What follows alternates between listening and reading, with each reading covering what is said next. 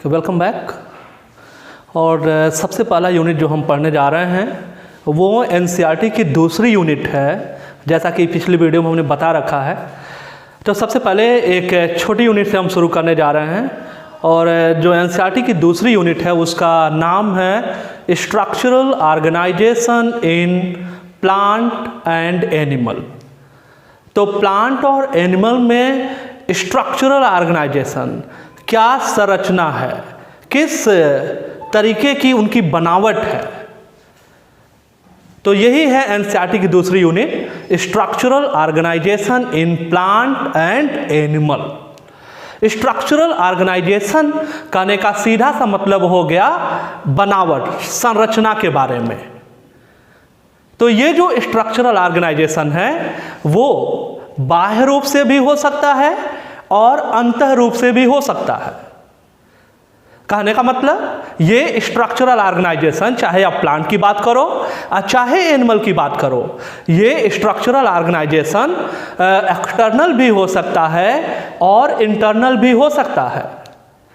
जो external structural organisation होता है, जो बाह्य संरचना होता है, जो बाहरी बनावट होता है, उसी को हम मार्फोलॉजी कहते हैं। चाहे वो प्लांट के केस में हो और चाहे वो एनिमल के केस में हो, उसी को हम लोग मार्फोलॉजी बोलते हैं। और जो इंटरनल स्ट्रक्चरल ऑर्गेनाइजेशन होता है, जो इंटरनल स्ट्रक्चरल ऑर्गेनाइजेशन होता है, उसको एनाटॉमी के नाम से जाना जाता है। किस नाम से जाना जाता है? एनाटॉमी के नाम से जाना जाता है। देखो जरा, तो ये एनसीईआरटी की दूसरी यूनिट क्या लिखा हुआ है? Structural organisation in plant and animal. Structural organisation, बनावट, संरचना प्लांट के बारे में और एनिमल के बारे में ये एनसीईआरटी की दूसरी यूनिट है। अच्छा, ये स्ट्रक्चरल ऑर्गेनाइजेशन एक्सटर्नल भी हो सकता है, इंटरनल भी हो सकता है, प्लांट के केस में भी और एनिमल के केस में भी। ध्यान से सुने, चाहे प्लांट के केस में या चाहे एनिमल के केस में, जो एक्सटर्नल स्ट्रक्चरल ऑर्गेनाइजेशन है वो क्या बोला जाएगा? वो मार्फोलॉजी बोला जाएगा। जबकि जो इंटरनल, चाहे वो प्लांट के रिगार्डिंग हो और चाहे एनिमल के रिगार्डिंग हो, जो इंटरनल स्ट्रक्चरल ऑर्गेनाइजेशन है उसे क्या कहा जाएगा? उसे एनाटॉमी कहा जाएगा। तो सीधा मतलब एनसीईआरटी की दूसरी यूनिट मार्फोलॉजी और एनाटॉमी के रिगार्डिंग है, खास करके प्लांट मार्फोलॉजी और प्लांट एनाटॉमी के रिगार्डिंग। और जो प्लांट एनसीईआरटी में पूरा एक्सप्लेन्ड है वो एंजियोस्पर्मिक प्लांट है। कौन सा प्लांट है? एंजियोस्पर्मिक प्लांट है। और आप जानते हैं हमेशा एनसीईआरटी में जब भी कोई यूनिट शुरू होता है तो एक हमें बायोग्राफी पढ़नी होती है, एक जीवन परिचय हमें पढ़ना होता है। और यहाँ पे जो जीवन परिचय आपको याद कराने जा रहे हैं वो एक लेडी हैं, वो एक महिला हैं, और इनका नाम है, इन महिला का नाम है कैथरीन ईसाऊ। तो जो बायोग्राफी हम पढ़ने जा रहे हैं एनसीईआरटी की दूसरी यूनिट में, उन महिला का नाम है कैथरीन ईसाऊ। और कैथरीन ईसाऊ के रिगार्डिंग आपको 7-8 पॉइंट इंपॉर्टेंट याद कराने जा रहे हैं। ठीक है, जब भी कोई यूनिट आएगा, एनसीईआरटी में 10 यूनिट हैं, हर यूनिट से पहले हमें एक साइंटिस्ट की बायोग्राफी पढ़नी होती है। और सबसे पहला बायोग्राफी जो हम आपको याद कराने जा रहे हैं, कुछ इंपॉर्टेंट पॉइंट, और सबसे पहला बायोग्राफी हम पढ़ने जा रहे हैं एक लेडी जिनका नाम है कैथरीन ईसाऊ। कुछ इंपॉर्टेंट लाइनें आपको याद कराते हैं, यही सब सवाल हैं, आना होगा तो इन्हीं से में आता है। और इनमें से कई सवाल हैं जो कई बार पूछे जा चुके हैं, आप याद रखेंगे। एक बार आप इसको याद कर लो और फिर हम लोग देखते हैं कि एनसीईआरटी और जीनोम में क्या लिखा हुआ है कैथरीन ईसाऊ के बारे में। फिलहाल मेन पॉइंट यही है जो यहाँ पे लिखे हुए हैं, ये आपको तुरंत अभी याद करना है। चलो, सबसे पहले अगर हम बात करें कि कैथरीन ईसाऊ कब पैदा हुई थी और कहाँ पैदा हुई थी, इंपॉर्टेंट है, याद करना रहेगा। Catherine Esau was born in Ukraine, और किस सन में? 1898 में। 1898 में आपको याद रखना है। 1898 में ही कैमिलो गोल्गी ने गोल्गी बॉडी की डिस्कवरी भी की थी। तो आप याद रखोगे साइटोलॉजी का एक पॉइंट कि कैमिलो गोल्गी ने गोल्जी बॉडी की डिस्कवरी या गोल्जी अपरेटस की डिस्कवरी कब की थी? इसी सन में। ये वही सन है जब कैथरीन ईसाऊ का जन्म हुआ था यूक्रेन में। किस सन में? 1898 में। ध्यान से सुने, इन्होंने कैथरीन ईसाऊ ने अपने कृषि की जो पढ़ाई है, एग्रीकल्चर स्टडी जो है, उन्होंने कहाँ से किया है? रसिया और जर्मनी से। आप याद रखेंगे तो ये पहला सवाल कैथरीन ईसाऊ के लिए।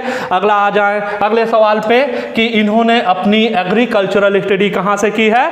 रसिया और जर्मनी से कंप्लीट की है। ध्यान से सुने, इन्होंने ही, कैथरीन ईसाऊ ने ही अपने शुरुआती जर्नल में, लेख में, पब्लिकेशन में यह बताया था कि जो कर्ली टॉप वायरस होता है वो food conducting tissue, that mean phloem tissue से फैलता है। तो अगला सवाल कि इन्होंने ही, कैथरीन ईसाऊ ने ही बताया था कि फ्लोएम टिश्यू से स्प्रेड होता है कर्ली टॉप वायरस। ये सब सवाल हैं, आपको याद रखने हैं। चले अगला आ जाओ।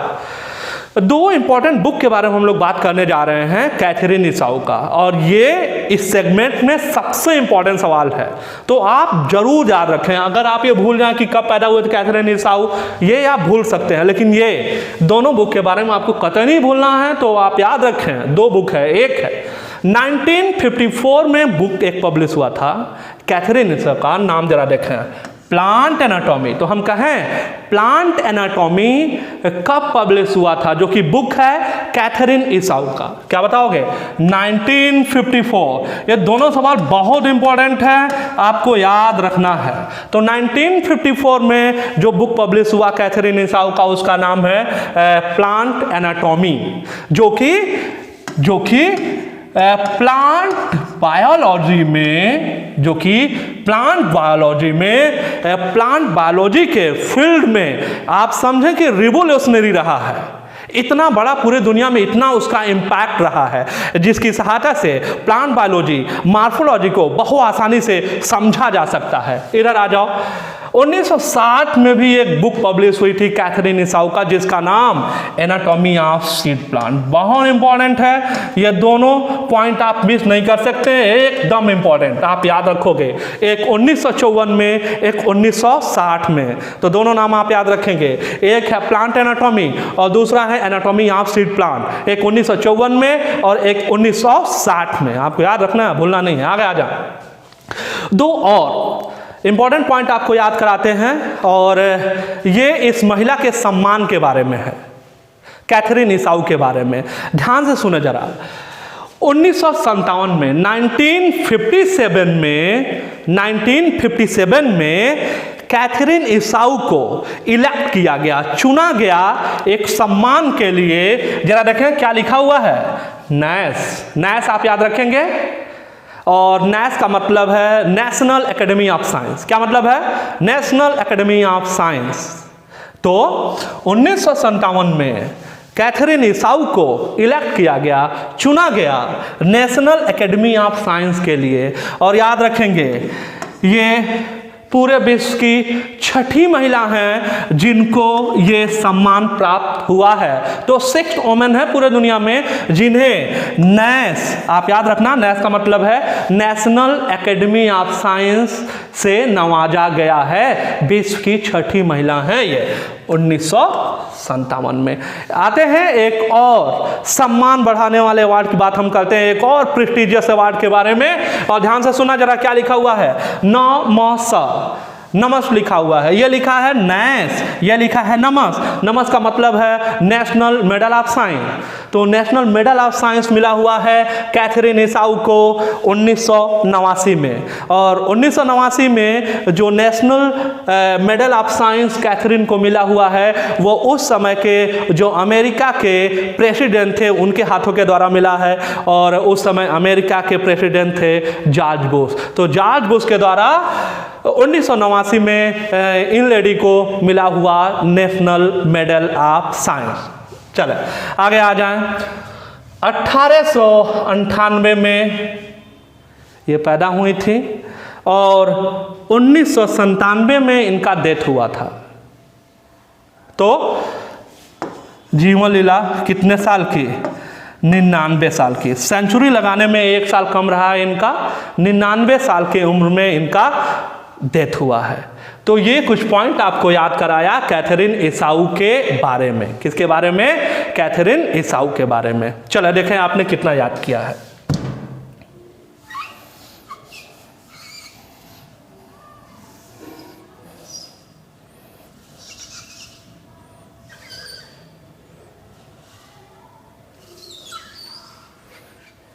चलो आजा जरा देखें आपने क्या याद किया। इधर आए। वार, कैथरीन ईसाऊ वार इन यूक्रेन किस सन में?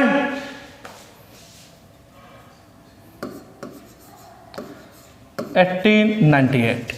स्टडीड एग्रीकल्चर, अभी याद कराया यार, Russia and Germany. Curly top virus किससे स्प्रेड होता है? अभी आपको बताया।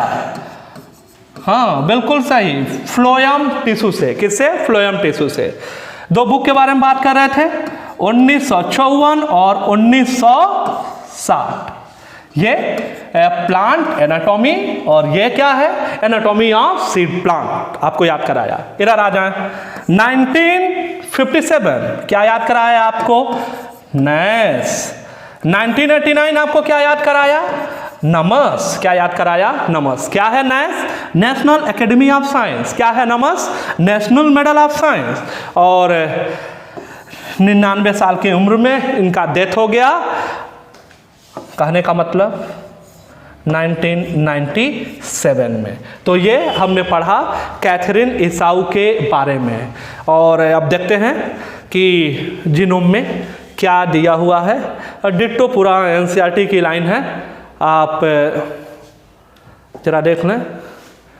हाँ तो ये जीनोम या एनसीईआरटी की डिट्टो लाइन जरा देखें। आपने कैथरीन ईसाऊ के बारे में क्या याद किया है उसके बारे में बात करते हैं। ठीक, चलो देखते हैं। और सबसे पहले पार्ट में आप आ जाओ। हाँ ये देखें, सबसे पहले आप इस फोटो को पहचान लें। ये लेडी, क्या नाम है इनका? कैथरीन ईसाऊ। क्या नाम है? कैथरीन ईसाऊ। फोटो पहचान लिया सबने? तो ये कैथरीन ईसाऊ हैं। 1898 में पैदा हुई थी और 1997 में इनका डेथ हुआ था, कैथरीन ईसाऊ का। चलो आगे आ जाएं। और अब आपको दिखाते वो पॉइंट जो आपने अभी जस्ट अभी आपने याद किया था। चलो इधर आ जाएं और देखें आपने क्या याद किया था। आ जाएं। अभी बताया था Catherine Esau was born in Ukraine in 1898। ये देखो, बॉर्न इन यूक्रेन इन 1898। पहला पॉइंट आपको याद कराया। आगे आ जाओ। सी स्टडीड एग्रीकल्चर इन, अगला पॉइंट आपको याद कराया था रसिया एंड जर्मनी। ये पॉइंट आपको याद करा। एक पॉइंट और आप देख लें, एनसीईआरटी कोई लाइन छूटनी नहीं है, पूरा 100% एनसीईआरटी का कवरेज रखेंगे। ध्यान से सुनना जरा। रसिया और जर्मनी से एग्रीकल्चर की स्टडी तो की ही थी, साथ में इन्होंने अपना जो डॉक्टरेट है वो अमेरिका से रिसीव किया है, प्राप्त किया है। किस सन में? 1931 में। कब? 1931 में। आगे आ जाओ। अगला पॉइंट आपको याद कराया। ये दोनों पॉइंट हो गए, इस पे आना जरा। ये आपको याद कराया था। She reported in her early publication that the curly top virus spread through a plant via the food conducting or phloem tissue। तभी से याद कराया था कि जो कर्ली टॉप वायरस है, ध्यान से सुनो इधर देखो, जो कर्ली टॉप वायरस है वो कैसे स्प्रेड होता है? किससे स्प्रेड होता है भैया? फ्लोएम टिश्यू से। किससे स्प्रेड होता है? फ्लोएम टिश्यू से स्प्रेड होता है। आगे आ जाओ। 2 बुक के बारे में बात कर रहे थे, है ना? चलो देखो, एक बुक के बारे में हम लोग बात कर रहे थे 1954 में। हाँ, बुक का नाम देखो, क्या नाम है? Plant anatomy. तो प्लांट एनाटॉमी जो है 1954 में, अभी आपको याद कराया। इधर जरा देखना, 1960 में ये देखो, एनाटॉमी ऑफ सीड प्लांट। तो एनाटॉमी ऑफ सीड प्लांट 1960 में, प्लांट एनाटॉमी 1954 में। ठीक है ना? ये देखो, 1954 में प्लांट एनाटॉमी जो पब्लिश हुआ था, और जरा देखना, dynamic developmental approach design to enhance the one's understanding of the plant structure and an enormous impact worldwide, literally bringing about a revival of the discipline. कहने का मतलब एक पूरा रिवोल्यूशन ला दिया प्लांट बायोलॉजी या प्लांट मॉर्फोलॉजी के field में। कौन सा बुक? प्लांट एनाटॉमी, जो 1954 में पब्लिश हुआ था। आगे आ जाओ, इनके अगली बुक के बारे में हम लोग बात करेंगे, ध्यान से देखो जरा। यहां देखो, 1960 में बुक के बारे में हम लोग बात कर रहे थे, एनाटॉमी ऑफ सीड प्लांट। और ध्यान से सुनो, एनाटॉमी ऑफ सीड प्लांट को प्लांट बायोलॉजी का इंसाइक्लोपीडिया बोला जाता है। अच्छा, इंसाइक्लोपीडिया कहने का मतलब क्या होता है? ढेर सारी इंफॉर्मेशन जो रखता हो। तो ये जो बुक है anatomy of seed plant, Katherine Esau का, जो 1960 में पब्लिश हुआ था, उसको बोला जाता है, क्या बोला जाता है? Wester of plant biology. तो हम कहें कैथरीन निसाउ का कौन सा बुक है जिसे the Wester of plant biology कहा जाता है? तो आप बता देना, आप क्या बता दोगे? एनाटॉमी ऑफ सीड प्लांट को बोला जाता है, जो कि प्लांट बायोलॉजी का इंसाइक्लोपीडिया है। 2 पॉइंट और आपको याद कराया, अगर आपको याद हो, 1957 में 1957 में वो चुनी गई थी, ये देखो NAS, यही है, इसी को बोला था NAS का से, नेशनल एकेडमी ऑफ साइंस। और यह सम्मान पाने वाली ये पूरे दुनिया की क्या हैं? 6ठी महिला हैं। तो 6 वुमेन हैं ये सम्मान प्राप्त करने वाली। इसी के साथ एक और सम्मान बढ़ाने वाला पुरस्कार है जो इन्हें रिसीव हुआ था, जो इनको प्राप्त हुआ था, किनके द्वारा? जॉर्ज बुश के द्वारा। जॉर्ज बुश के द्वारा सन आपको याद कराया था 1989 में। और वो क्या है? वो है national medal of science, NMS। तो नेशनल मेडल ऑफ साइंस उनको रिसीव हुआ, प्राप्त हुआ था 1989 में। चलें ध्यान से सुने जरा। When Katherine Esau died in the year 1997, अभी बताया था 99 साल की उम्र में उनका देहावसान हुआ था, उनका मृत्यु हुआ था। ध्यान से सुना, जब कैथरीन निसाउ का डेथ हुआ था 1997 में, ये ध्यान से सुना जरा। पीटर रेवेन, क्या नाम है इनका? पीटर रेवेन, जो कि डायरेक्टर हैं एनाटॉमी एंड मॉर्फोलॉजी के, कहाँ पे? Missouri botanical garden. कहाँ है मिसूरी बॉटनिकल गार्डन? ये है सेंट लुइस, एक जगह है अमेरिका में। तो सेंट लुइस एक जगह है अमेरिका में, तो वहीं पे है मिसूरी बॉटनिकल गार्डन। तो मिसूरी बॉटनिकल गार्डन के जो डायरेक्टर थे पीटर रेवेन, जरा देखो वो कैसे याद कर रहे हैं कैथरीन को। कह रहे हैं, सी absolutely dominated the field of plant biology even at the age of 99। तो पीटर रेवेन ये कहते हुए याद कर रहे हैं कैथरीन निसाउ को कि ये महिला जो 99 साल की थी, मरते वक्त भी वो किस बारे में बात कर रही थी? प्लांट बायोलॉजी के बारे में ही बात कर रही थी।